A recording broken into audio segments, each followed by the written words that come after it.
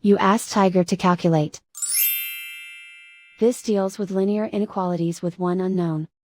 The final result is h equal or greater than 18. Let's solve it step by step. Group all constants on the right side of the inequality. Subtract 25 from both sides.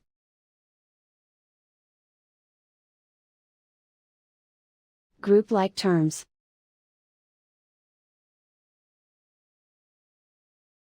Simplify the arithmetic.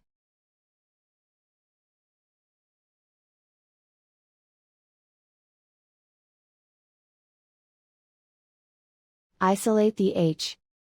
Divide both sides by 6.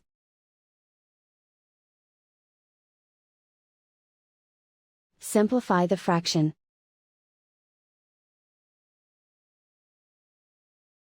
Find the greatest common factor of the numerator and denominator.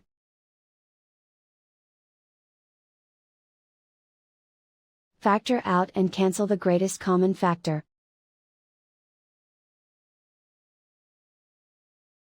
Plot the solution on a coordinate grid. And so the final result is h equal or greater than 18.